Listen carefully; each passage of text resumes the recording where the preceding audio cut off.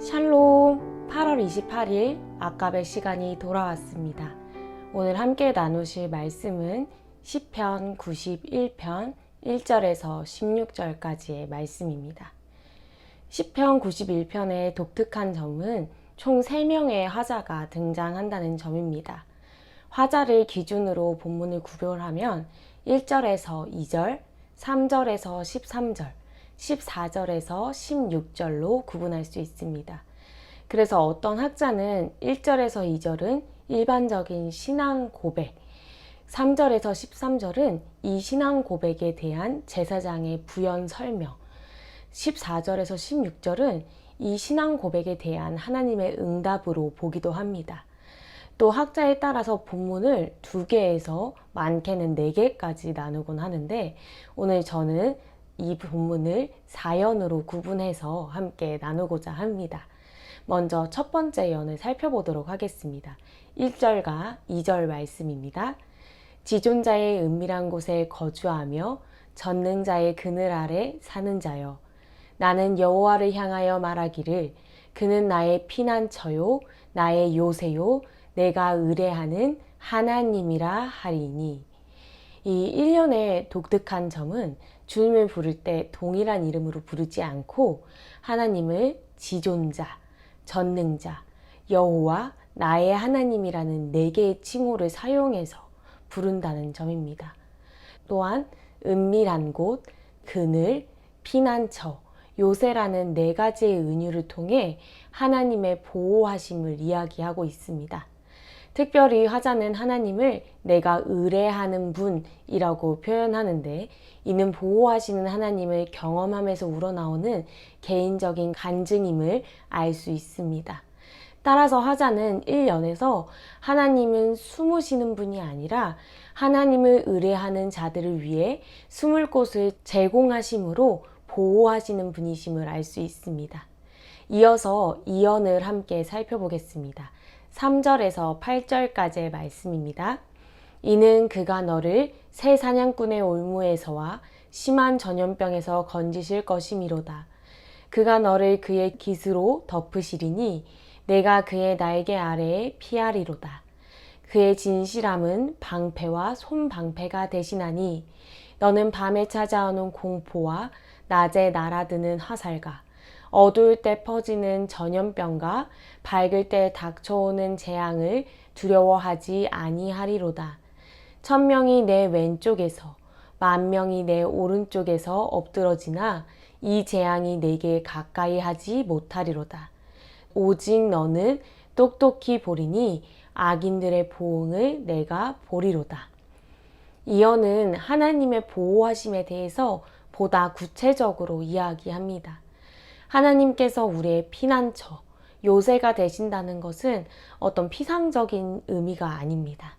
새 사냥꾼의 올무, 또 다른 죽음의 위협을 의미하는 심한 전염병, 전쟁을 연상케 하는 밤에 찾아오는 공포와 낮에 날아드는 화살, 어두울 때 퍼지는 전염병과 밝을 때 닥쳐오는 재앙, 10,000명의 엎드러짐과 같은 표현들은 모든 종류의 재앙과 위험을 가리킵니다. 하나님이 우리의 피난처 되신다는 것은 우리를 이런 모든 종류의 위험과 재앙으로부터 완벽하게 분리해낸다라는 의미가 아닙니다. 어려움을 당하지 않도록 모든 재앙과 위험으로부터 보호하시는 것이 아니라 모든 위험과 재앙 속에서 건져내셔서 하나님의 백성들을 하나님의 날개 아래로 모으신다는 것입니다. 새 사냥꾼의 올무, 심각한 전염병과 대조되는 하나님의 날개는 날아드는 화살에 비교할 수 없을 만큼 굉장히 연약한 것처럼 보입니다. 그러나 하나님의 진실하심이 방패와 손방패가 되어 하나님의 날개 아래 거하는 우리들을 보호한다고 이야기합니다. 방패는 온몸을 보호하는 큰 방패이고, 손방패는 둘러싸다라는 의미를 가지고 있습니다. 그래서 성벽으로 번역되기도 합니다. 그리고 이 말씀에서 진실함이라고 번역된 단어의 다른 뜻은 신실함입니다.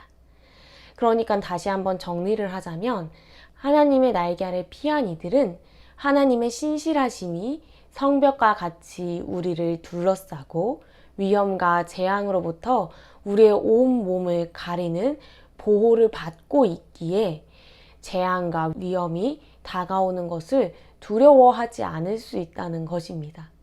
하나님의 날개 아래, 즉 평안과 사랑, 따스함 속에서 가장 친밀하고 은밀하게 하나님과의 교제를 나누며 가장 안전한 것에서 하나님이 심판자가 되셔서 악인들에게 보응하시는 것을 똑똑히 보게 될 것이라고 화자는 이야기하고 있습니다.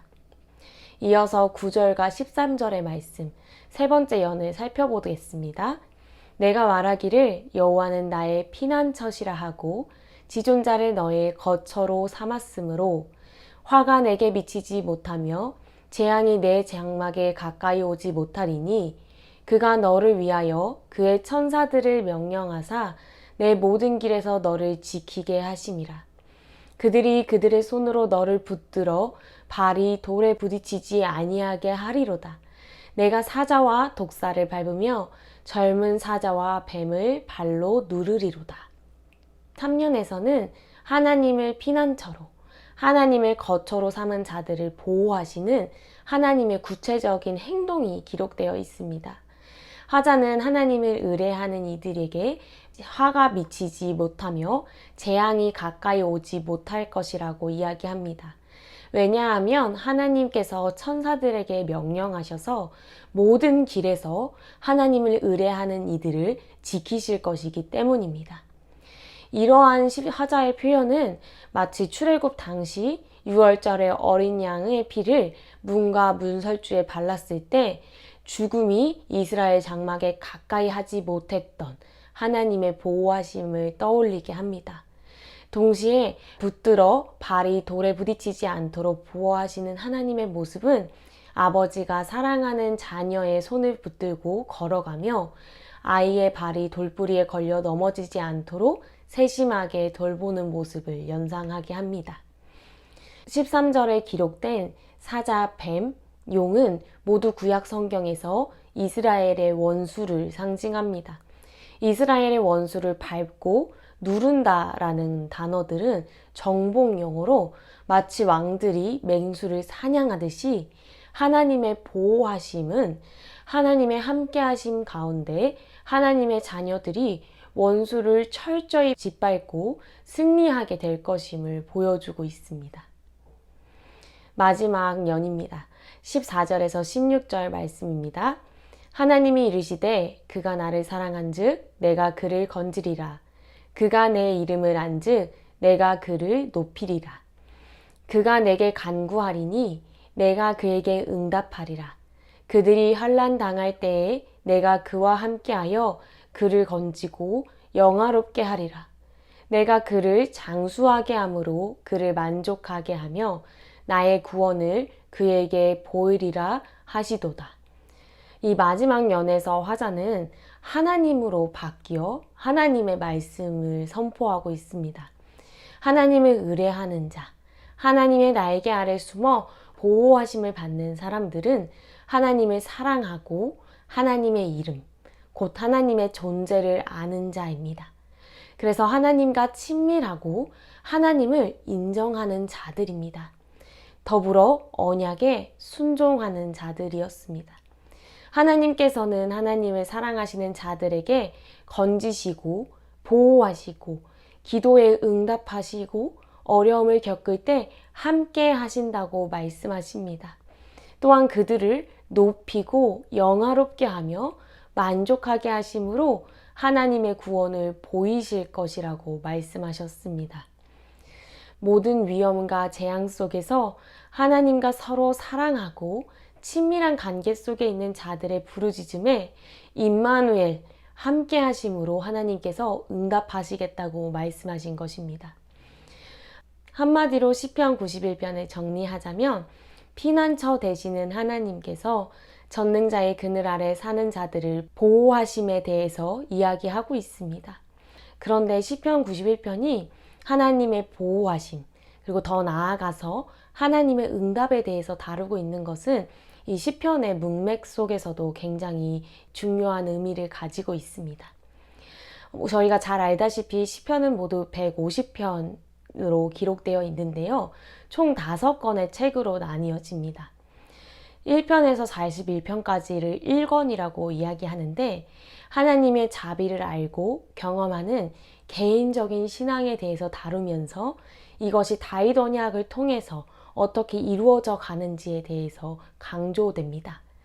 이거는 42편에서 72편으로 다윗 언약이 종말론적으로 성취될 것에 대한 기대를 다루고 있습니다. 세 번째 권인 3권은 73편에서 89편까지의 말씀으로 이스라엘 백성들이 바벨론 포로기를 거치면서 다윗 언약이 실패한 것인가? 라는 질문을 던지고 있습니다. 오늘 본문이 포함되어 있는 4권 90편에서 106편의 말씀은 3권에서 던진 다윗 언약이 실패하였는가에 대한 질문에 대해 하나님의 구원 역사와 통치를 묘사하므로 다윗 언약의 회복 가능성이 오직 하나님께 있음을 답하고 있습니다. 마지막인 5권 107편에서 150편은 다윗 언약의 회복 방식에 대해서 이야기를 하고 있습니다. 오늘 함께 살펴본 본문 91편은 4권의 시작 부분에 해당합니다. 3권을 마무리하는 88편과 89편은 이해되지 않는 상황 속에서 마치 하나님의 언약이 실패한 것 같은 상황 속에서 하나님의 신실하심에 기대어 하나님의 도우심을 간구했으나 그러한 개인과 공동체의 간구에 하나님께서 응답하지 않으시고 침묵하시는 것으로 끝이 납니다. 마치 이해되지 않는 고난과 역경의 시간들과 그 속에서 왜 하나님은 이것을 빨리 해결해 주시지 않으시는가에 대한 질문, 즉 신정론이 대두되고 있는 것입니다. 이러한 신정론적인 질문 속에서 90편 또한 주님께서 돌아오시기를 간구하였지만 주님께서 침묵하시는 장면이 연출됩니다. 그런데 바로 이어서 오늘 함께 살펴본 91편에서는 하나님께서 이런 긴 침묵의 시간을 깨시고 응답하시고 함께 하시고 건지시고 영화롭게 하겠다고 선언하고 계신 것입니다.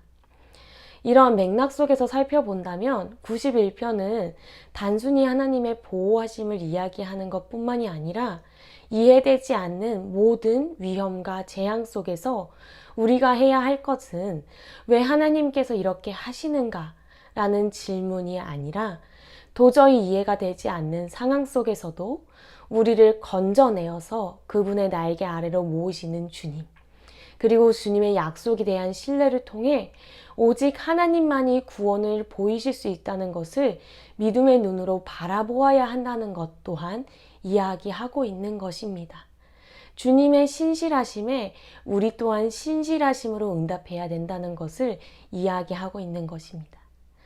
사랑하는 성도님들, 오늘도 우리의 삶은 여전히 크고 작은 어려움, 위험과 재앙 속에 놓여 있습니다.